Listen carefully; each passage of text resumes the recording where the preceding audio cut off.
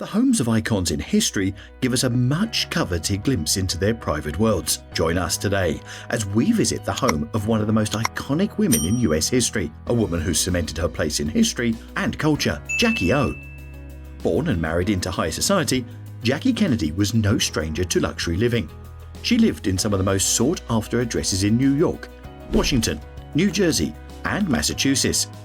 Whether it was the homes that her family owned or purchases she made when married to the US president and after he died, Jackie Kennedy's properties are significant attractions whose provenance is enough to attract interest and good selling prices. While she has lived in many places, New York undoubtedly had her heart. She lived there for most of her life and would return there shortly after her husband's assassination. According to her friends, New York was home to her, making it fitting that she would return to her roots during a troubled period. With her return, she purchased a luxury penthouse apartment in the Upper East Side, which was an ideal location for her. It promised privacy, proximity to some of the best schools in the city for her young children, proximity to her sister, and an opportunity to pursue a career. New York presented her with a chance to pursue her interests in conservation. Her notable contribution was protecting New York's Grand Central Terminal from demolition. The apartment on 1040 Fifth Avenue was designed by Rosario Candela, a prolific designer of the 1920s and 30s. It is an 18-story complex featuring a neoclassical style with limestone-clad exteriors and a canopied entrance. This cooperative apartment complex comprises 27 apartments, each with a spacious gallery that opens into a large living room. She bought an apartment covering the entire 15th floor for $250,000 shortly after selling a house she had bought for her young family in Georgetown. In addition to starting a new life for herself and her children, Jackie's move into this New York apartment was partly fueled by her pursuit of privacy from the press.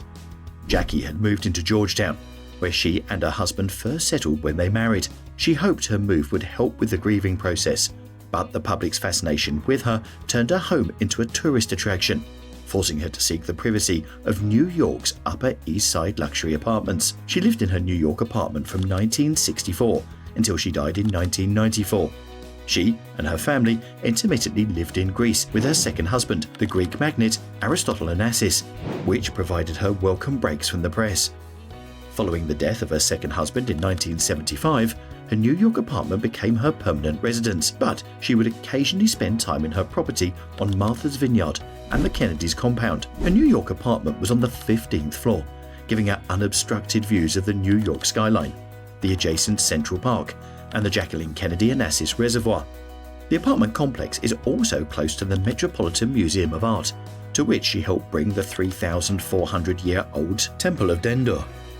The house featured 14 rooms spanning 5,300 square feet. These rooms included 5 ensuite bedrooms, staff rooms, a conservatory, 2 dressing rooms, a gallery, a dining room, a large living room, and a kitchen. The apartment had 3 fireplaces in the library. Pantry and maid rooms were discreetly set aside towards the back of the apartment. She kept her house mostly unchanged since she moved in 1964. Her furniture remained the same, only replaced when worn out or damaged. Part of the furniture and art she had in her apartment were pieces she had when she lived in the White House. She also kept her home private, partly due to the intrusion the press had had on her life since she was a young girl navigating the ups and downs of her parents' divorce. She maintained privacy around her home, opening it up to her close friends and family. Although she kept her apartment private from the press, she allowed Vogue to photograph parts of it in June 1973, giving a rare glimpse into her private space.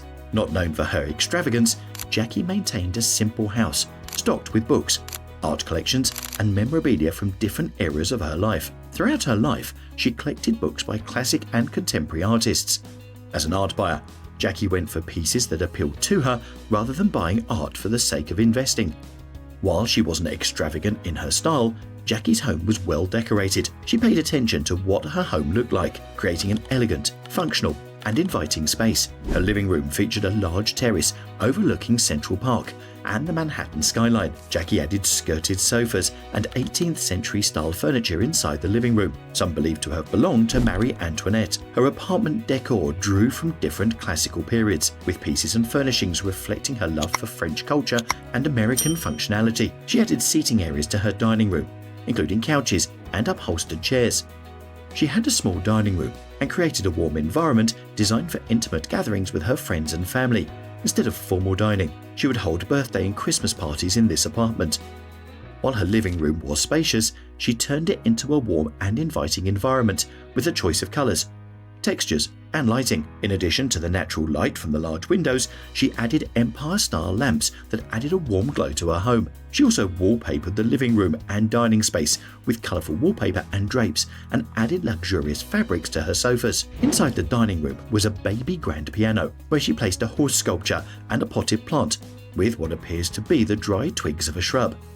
She also incorporated bookcases in her spaces, a testament to her intellectual leanings and love for literature, history and culture. Her apartment was also filled with personal touches, reflecting her interests and personality. These included her equestrian paintings, sculptures, family portraits, and the heirloom jewels she displayed behind a glass case. She seemed to love floral patterns in her house, including the stuffed couch in her living room, the drapes and the wallpaper.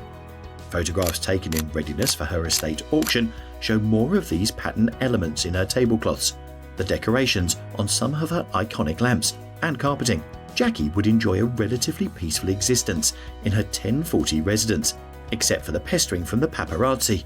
Ron Galea, whose obsession with Jackie led to a restraining order, barring him from being within 25 yards of her apartment.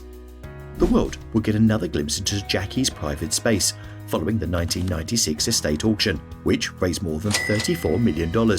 Some of the personal items in the auction included oak presidential rocking chairs, photographs and portraits of Jackie and her children, an antique French desk, and books from her collection. Following her death in 1994, her family sold her New York apartment to David Koch of Koch Industries. Immediately, Koch hired interior designer Alberto Pinto to remodel it. As part of the remodel, Koch changed the home's layout, added central air conditioning, and replaced the wiring and plumbing to create a space for his young family.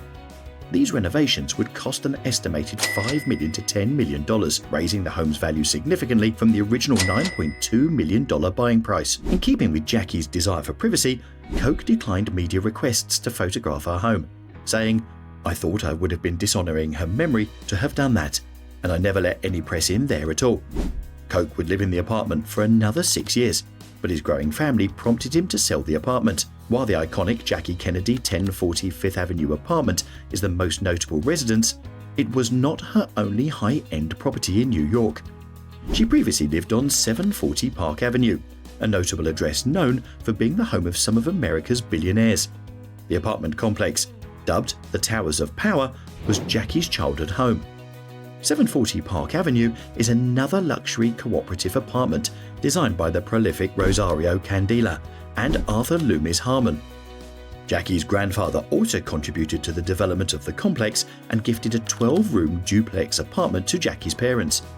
Jackie, her parents, and her siblings lived in the duplex for 5 years until her parents divorced. Jackie Kennedy was more than America's first lady. She was also an icon of fashion, style, and elegance, reflected in her public and private life.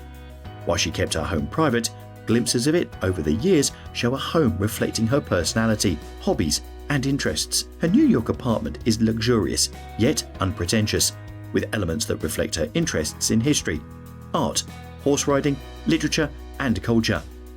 Let us know in the comments what you think of her apartment. If you enjoyed the video, like and subscribe to the channel so you don't miss our future updates.